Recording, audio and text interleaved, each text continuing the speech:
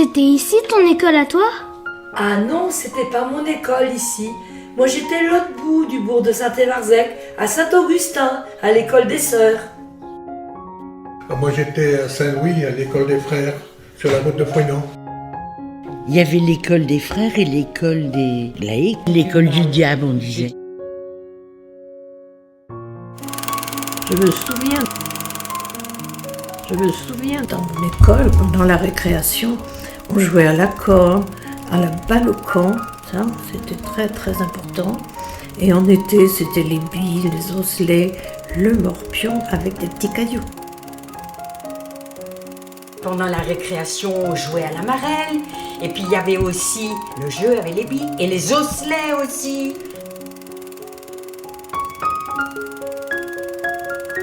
Il y avait des rivalités, on s'attendait tous les soirs. C'était rituel, quoi. C'est la guerre des boutons.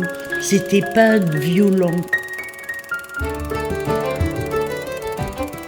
Il y avait une fontaine dans le petit chemin, là, Bec-Kervolé, qui a une petite fontaine avec un lavoir.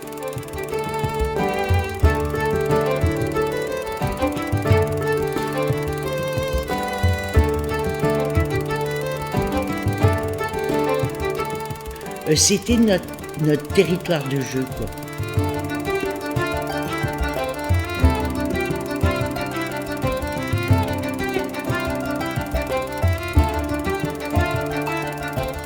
On arrivait dans la grande prairie de Kerhul, où il y a le menhir.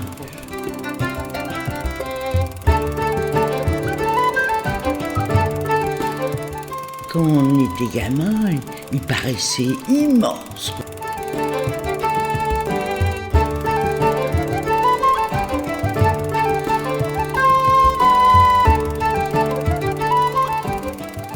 Et puis il y avait le jeu de ceux qui pouvaient monter jusqu'en haut du menhir. On les considérait comme des héros, hein. J'arrivais pas à monter dessus déjà parce qu'il était trop haut.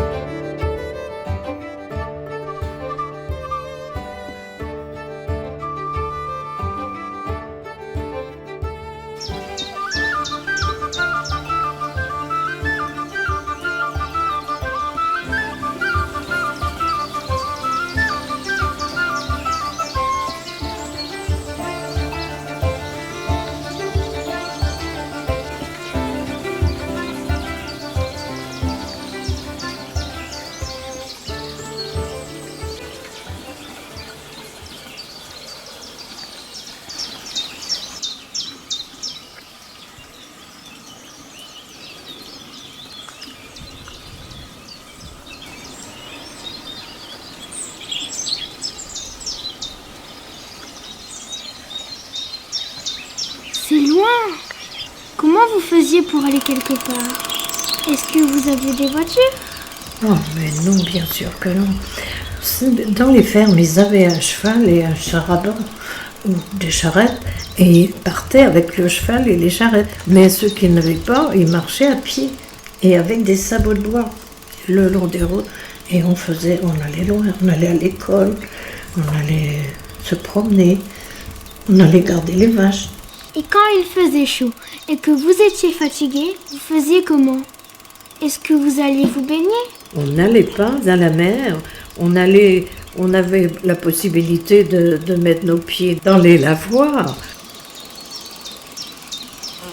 On tirait nos sabots, on se mettait les pieds dans l'eau, on prenait l'eau dans nos mains et puis on s'éclaboussait tout le visage, les cheveux. On connaissait que ça, le ruisseau, le lavoir.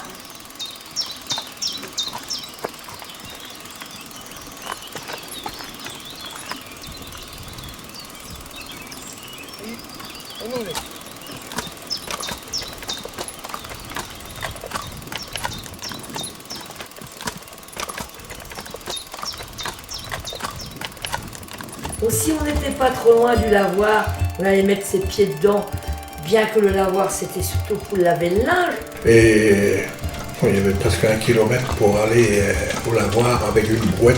Et on envoyait la lessiveuse et puis on faisait du feu pour bouillir le linge aussi. On avait du bois, un truc tout dans la boîte. Moi, dans un lavoir, souvent c'était le lundi, je ne sais pas pourquoi, parce que je pense que les grandes toilettes chez les gens de la campagne, c'était le samedi, quand on avait fini la semaine, on mettait du frais pour le dimanche, donc le lundi on pouvait laver. Ma mère, c'est là qu'elle allait avec sa copine Marie et ça papotait, ça lavait, ça rinçait. Elle se mettait à genoux dans des caisses en bois et elles avaient un grand battoir. Et aussi, elles tapaient le linge pour le laver, c'était dur. Oh là là là là.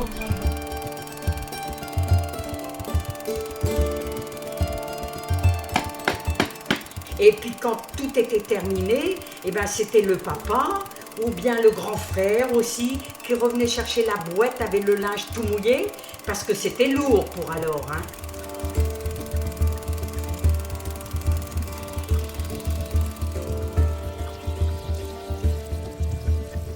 Et tout le monde venait laver son linge au lavoir? Au lavoir de Saint-Prumel, c'était le plus grand. Et puis il y en avait d'autres aussi.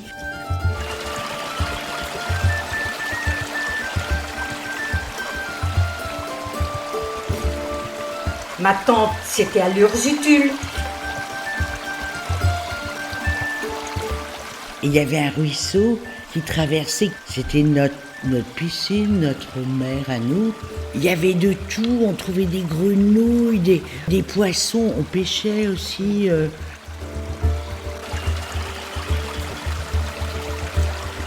Et puis il y avait aussi un autre qui est très joli là, à Tister. Donc tous les voisins venaient au lavoir de Tister. Et j'avais une autre tante qui allait au lavoir du côté du Menhir. Il y avait un petit lavoir.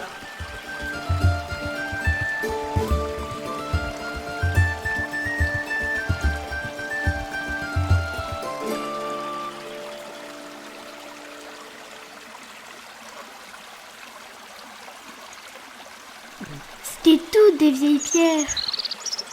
Oui, c'était des vieilles pierres. On construisait tout avec des pierres. Il y avait les églises, il y avait les lavoirs, il y avait les pentis qu'on appelait les maisons, les chapelles bien sûr.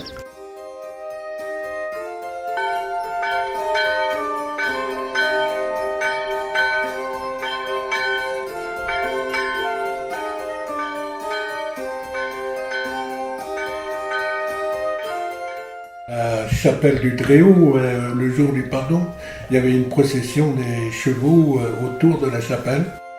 Les paysans, ils offraient les queues de cheval qu'ils avaient taillées, qui étaient taillées tous les ans.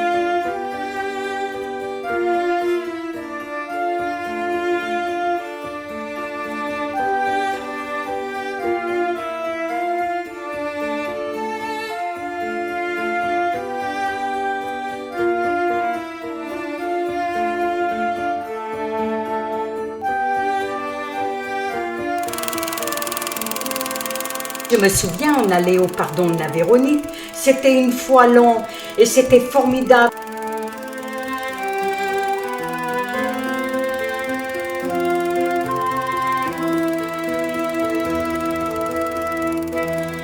On avait le café et puis des bonnes brioches et des gâteaux.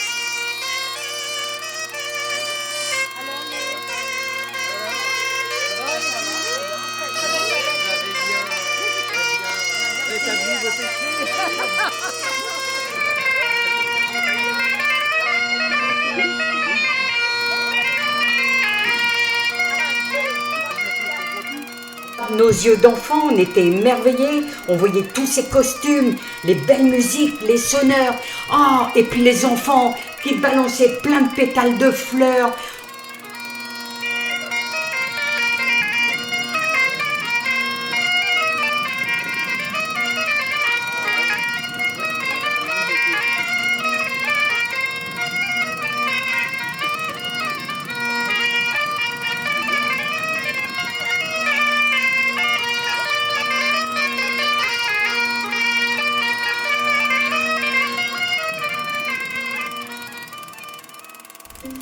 À notre époque, la religion avait beaucoup d'importance. Nous allions à la grand-messe le dimanche avec mes sœurs. Il fallait se confesser régulièrement à l'église.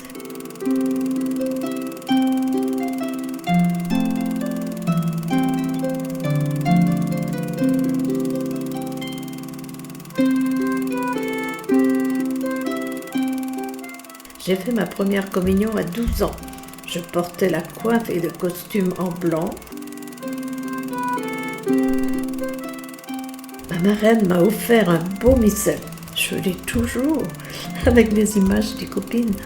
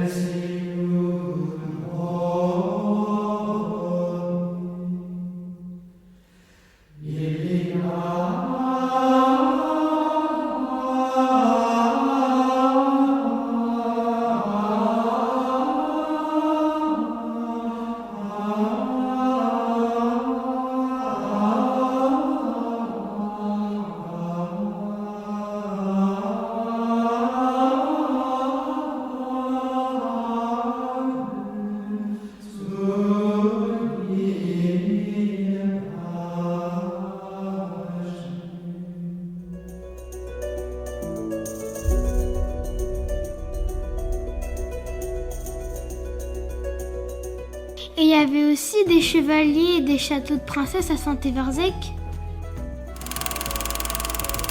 Le manoir de Moustoir. C'est une sorte de château, si tu veux. Et là, quand j'étais petite fille, il y avait le comte et la comtesse qui vivaient là.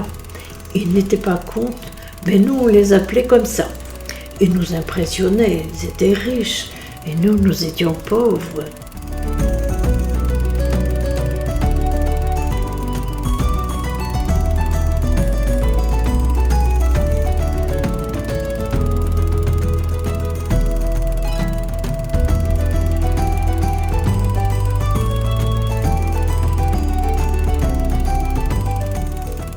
Je me souviens que le comte et la comtesse aimaient des champignons. On s'est dit, c'est pas compliqué, on va leur cueillir des champignons. Et chacun avec notre panier, on est allé cueillir des champignons.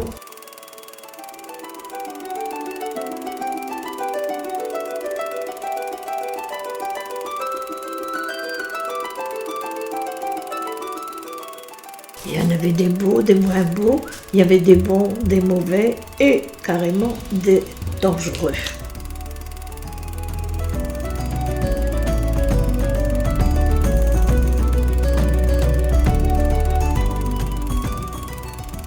Monsieur le comte a poussé les hauts cris. Il dit, vous voulez nous empoisonner, déguerpissez. On est parti en courant.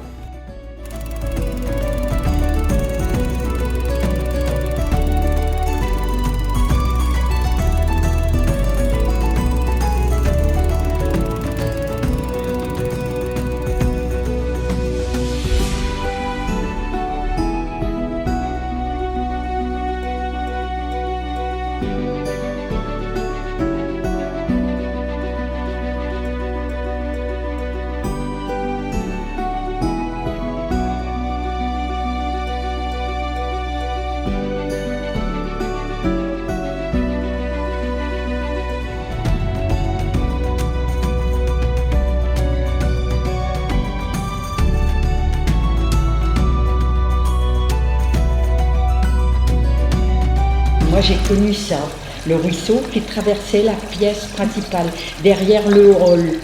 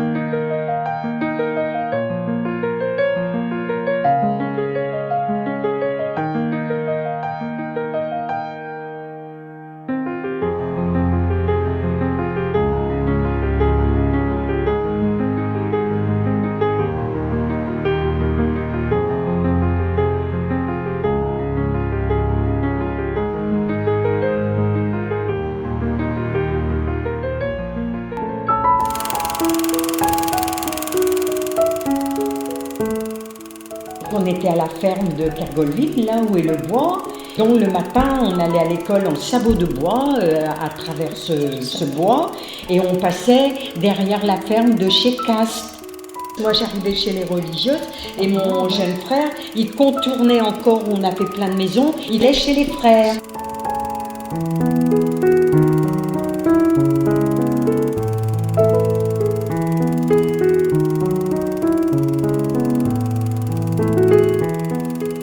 On venait régulièrement en l'étang avec ma mère. Elle y venait laver son linge. Nous avions toute liberté pour auditionner nos bêtises. Souvent les fermiers passaient avec leurs chevaux. Ces gros animaux m'impressionnaient. Mais il y a une fois où je me rappelle où les lavandières avaient été attaquées avec une vipère. mais vraiment une attaque.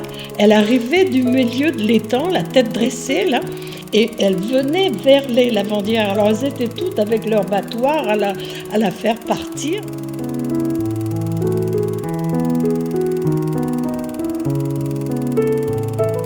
Nous faisions un grand tour, car Monsieur le comte pêchait, et il ne fallait pas le déranger, et surtout ne pas faire de bruit. Avec son chapeau de paille et son pliant en bois, et ses beaux habits, je le revois encore.